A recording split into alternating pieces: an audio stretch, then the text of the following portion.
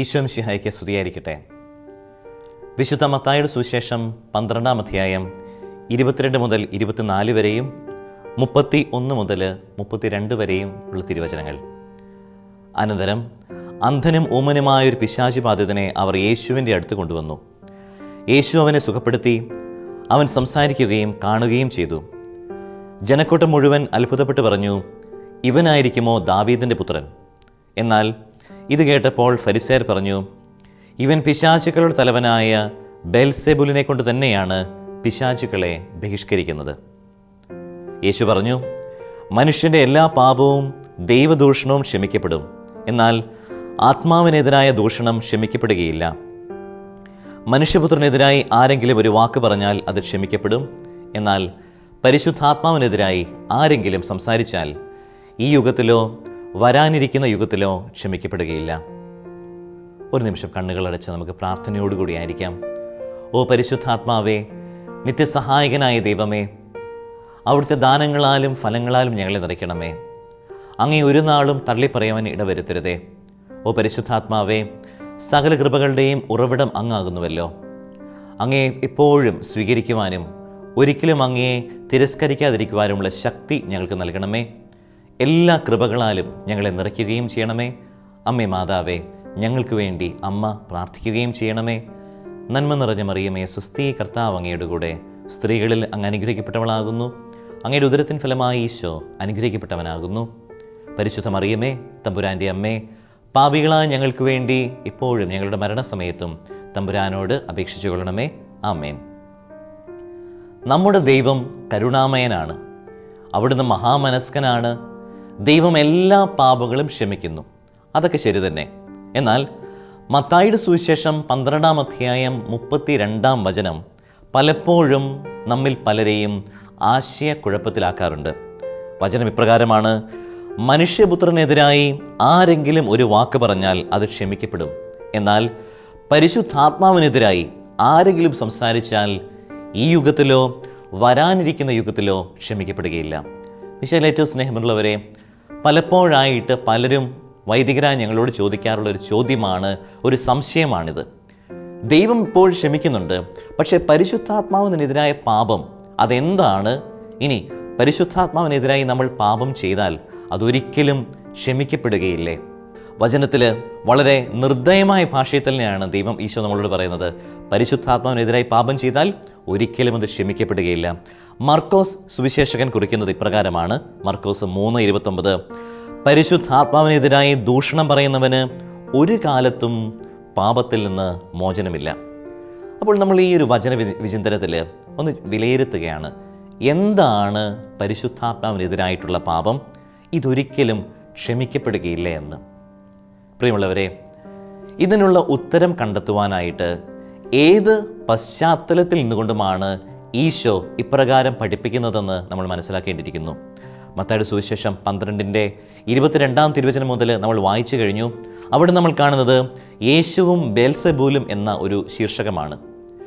പിശാചുക്കളുടെ തലവനായ ബെൽസെബൂലിനെ കൊണ്ട് തന്നെയാണ് യേശു പിശാചുക്കളെ ബഹിഷ്കരിക്കുന്നതെന്ന് ഫരിസേയർ പറയുന്നു. അപ്പോൾ അതിനെതിരെയാണ് യേശു ശബ്ദമുയർത്തുന്നത്. അതിനെതിരെയാണ് യേശു ഇത്തരമൊരു പ്രബോധനവുമായിട്ട് കടന്നു വരുന്നത്. അതെ, പരിശുദ്ധാത്മാവിനെതിരായിട്ട്, ദൈവത്തിൻ്റെ ആത്മാവിനെതിരായിട്ടുള്ള ഒരു പാപവും ഒരു കാലത്തും ക്ഷമിക്കപ്പെടുകയില്ല. ഇവിടെ സംഭവിക്കുന്നത് ദൈവാത്മാവിൻ്റെ പ്രവർത്തനത്തെ പിശാചിൻ്റെ പ്രവർത്തനങ്ങളായിട്ട് ഫരിസേയർ ചിത്രീകരിക്കുന്നു. വേറൊരു വിധത്തിൽ പറഞ്ഞാൽ, ദൈവത്തിൻ്റെ കരവേലകളെ, ദൈവത്തിൻ്റെ എല്ലാ നന്മയെയും പിശാചിൻ്റേതായിട്ട് അവർ കാണുകയാണ് ചെയ്തത്. പരിശുദ്ധാത്മാവ് സകല കൃപകളുടെയും സ്രോതസ്സായ പരിശുദ്ധാത്മാവിനെ അവർ അവഗണിക്കുകയും അവർ തള്ളിപ്പറയുകയും ചെയ്യുമ്പോൾ യേശു പറയുന്നു, കാര്യമൊക്കെ ശരി തന്നെ, പക്ഷേ പരിശുദ്ധാത്മാവിനെ നിങ്ങൾ തള്ളിപ്പറഞ്ഞാൽ, അവിടുത്തേക്കെതിരായിട്ട് നിങ്ങൾ പാപം ചെയ്താൽ അത് ഒരു കാലത്തും ക്ഷമിക്കപ്പെടുകയില്ല. പരിശുദ്ധാത്മാവിനെ തള്ളിപ്പറഞ്ഞാൽ നമുക്ക് എന്താണ് സംഭവിക്കുന്നത്? അല്ലെങ്കിൽ പരിശുദ്ധാത്മാവിനെതിരായി പാപം ചെയ്താൽ എന്തുകൊണ്ടാണ് പാപങ്ങൾ ദൈവം ക്ഷമിക്കുകയില്ല എന്ന് പറയുന്നത്? പ്രിയമുള്ളവർ, നമ്മളത് വ്യക്തമായിട്ട് പഠിക്കേണ്ടിയിരിക്കുന്നു, മനസ്സിലാക്കേണ്ടിയിരിക്കുന്നു. പരിശുദ്ധാത്മാവാണ് സകല നന്മകളുടെയും സ്രോതസ്സ്. മറ്റൊരു വിധത്തിൽ പറഞ്ഞാൽ എല്ലാ കൃപകളുടെയും ആത്മീയമായിട്ടുള്ള മനുഷ്യന് ചിന്തിക്കാൻ പറ്റുന്ന എല്ലാ കൃപകളുടെയും ഉറവിടവും സ്രോതസ്സും പരിശുദ്ധാത്മാവാണ്. ഒരു വിധത്തിൽ പറഞ്ഞാൽ കൃപ സ്വീകരിക്കുവാനുള്ള പ്രചോദനം നൽകുന്നത് പോലും പരിശുദ്ധാത്മാവാണ്. The starting point of everything is the holy spirit. അപ്പോൾ പരിശുദ്ധാത്മാവിനെ വേണ്ട എന്ന് നമ്മൾ പറയുമ്പോൾ, പരിശുദ്ധാത്മാവിനെതിരായിട്ട് നമ്മൾ പാപം ചെയ്യുമ്പോൾ, അവിടുത്തെ തള്ളിപ്പറയുമ്പോൾ നമുക്ക് സംഭവിക്കുന്നത് സകല കൃപകളോടും നമ്മൾ നോ എന്ന് പറയുകയാണ്.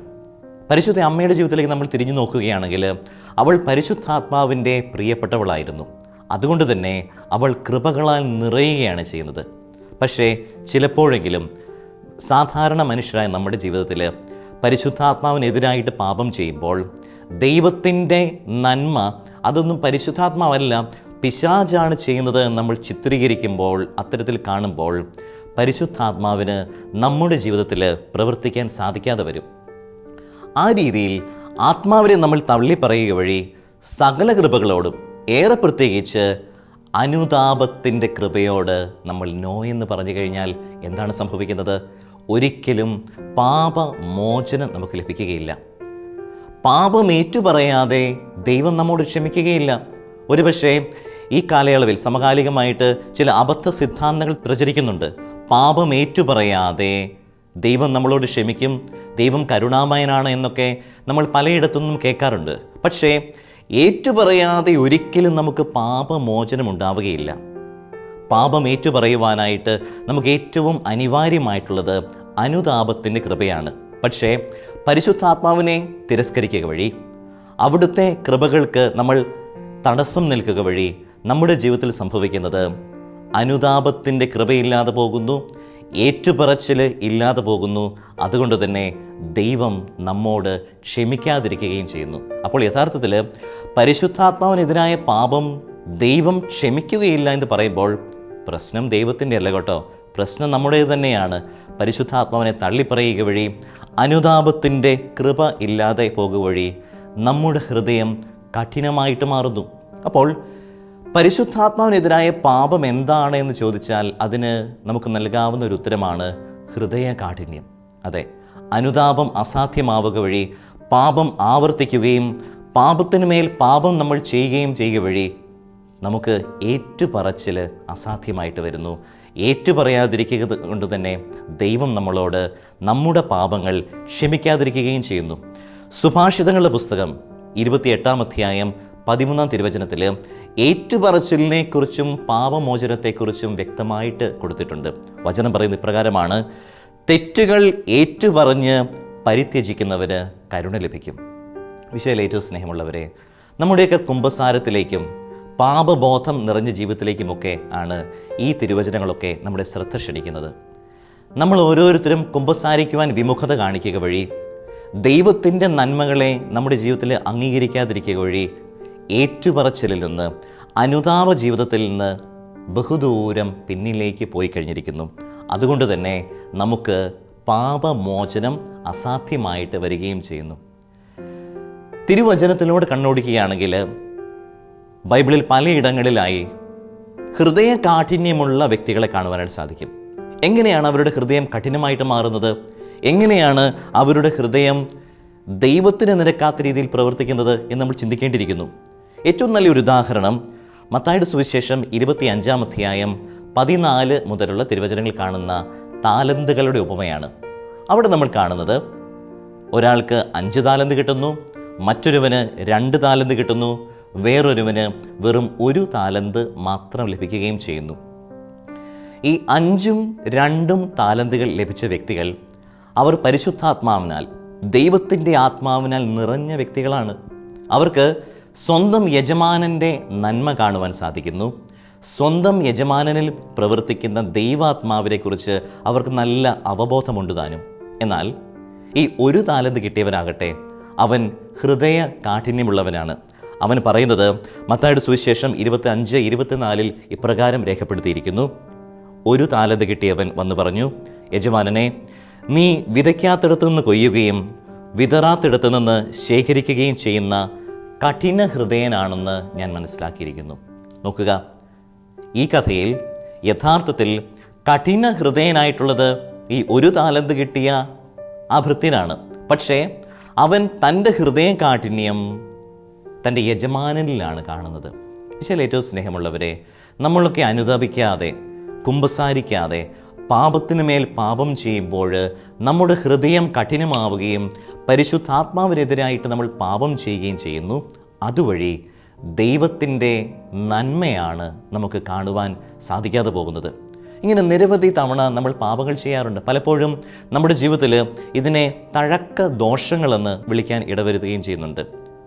ഉദാഹരണം പറഞ്ഞു കഴിഞ്ഞാൽ, മദ്യപാനത്തിന് അടിമപ്പെട്ടുള്ള വ്യക്തികൾ, മയക്കുമരുന്നിന് അടിമപ്പെട്ടിട്ടുള്ള നമ്മുടെ സഹോദരങ്ങൾ, ഇവരൊക്കെ ഇതൊന്നും പാപമല്ല, ഇതൊക്കെ എല്ലാവരും ചെയ്യുന്നതാണ് എന്നുള്ള രീതിയിൽ പാപത്തെ നിസ്സാരവൽക്കരിക്കുന്നു. ഇങ്ങനെ പാപത്തെ സാധാരണവൽക്കരിക്കുക വഴി ചെയ്തു പോയ പാപം യാതൊരു ഹൃദയ നമ്പുരവുമില്ലാതെ വീണ്ടും വീണ്ടും വീണ്ടും ആവർത്തിക്കുന്നു. അങ്ങനെ അനുതാപം അസാധ്യമായിട്ട് മാറുന്നു. പരിശുദ്ധാത്മാവിനെതിരായിട്ട് അവർ പാപം ചെയ്യുവാനായിട്ട് ഇടവരുത്തുകയും ചെയ്യുന്നു. എന്ത് നന്മ കണ്ടാലും എന്തെല്ലാം കൃപകൾ അവർക്ക് ചുറ്റുമുണ്ടെങ്കിലും അവർ പറയും, ഇവിടെ ദൈവമൊന്നുമില്ല. ദൈവത്തെ കാണുവാനായിട്ടുള്ള സുബോധം പലർക്കും നഷ്ടമാവുകയാണ് ചെയ്യുന്നത്, ഈ 1 താലന്ത് മാത്രം കിട്ടിയ ഭൃത്തിനെ പോലെ. അപ്പോൾ ഹൃദയകാഠിന്യം അത് ദൈവത്തിൻ്റെ ഒരു ഗുണമായിട്ട് നമ്മൾ കരുതരുത്. അത് പലപ്പോഴും നമ്മുടെ ഒരു കുറവാണ്, ഹൃദയകാഠിന്യം എന്ന് പറയുന്നത്. ഇനി വീണ്ടും വിശുദ്ധ ഗ്രന്ഥത്തിൽ സുവിശേഷത്തിൽ ധൂർത്തപുത്രൻ്റെ കഥ നമ്മൾ കേൾക്കുന്നുണ്ട്. ഈ ധൂർത്തപുത്രനും ആദ്യം ഹൃദയകാഠിന്യത്തിലൂടെയാണ് കടന്നു പോകുന്നത്. അതായത് സ്വന്തം പിതാവിൻ്റെ നന്മ അവന് കാണുവാനായിട്ട് സാധിക്കുന്നില്ല. അവൻ ഒരിടത്തും ദൈവത്തിൻ്റെ കരവേലയെ പ്രശംസിക്കുവാനോ അംഗീകരിക്കുവാനോ സാധിക്കത്തില്ല. അശുദ്ധാത്മാവിനാൽ നയിക്കപ്പെട്ടിട്ടാണ് ഒരുപക്ഷെ അവൻ സ്വന്തം ഭവനത്തിൽ നിന്ന് കടന്നു പോകുന്നത്. എന്നാൽ പരിശുദ്ധാത്മാവ് അവനെ സുബോധത്തിലേക്ക് നയിക്കുന്നുണ്ട്. അവൻ്റെ ജീവിതത്തിൽ ഒരു പുത്തൻ വെളിച്ചം വന്ന് നിറയുന്നുണ്ട്.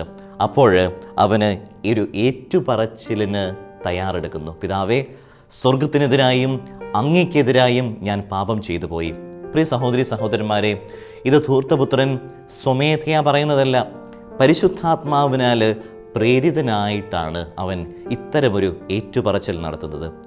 നമ്മുടെയൊക്കെ ജീവിതത്തിൽ നമ്മൾ നടത്തുന്ന കൊച്ചു കൊച്ചു വിശ്വാസ പ്രഖ്യാപനങ്ങൾ, നമ്മുടെയൊക്കെ ജീവിതത്തിൽ ദൈവം ഇടപെടുമ്പോൾ നമ്മൾ ഏറ്റുപറയുന്ന ചില സാക്ഷ്യങ്ങളൊക്കെ ഇല്ലേ, അതൊക്കെ നാം സ്വയം പ്രേരിതമായിട്ട് പറയുന്നതല്ല.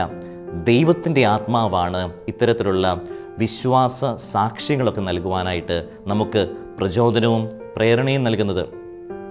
നമ്മളിൽ പലരും ധ്യാനങ്ങൾ കൂടാൻ പോകുന്നവരാണ്.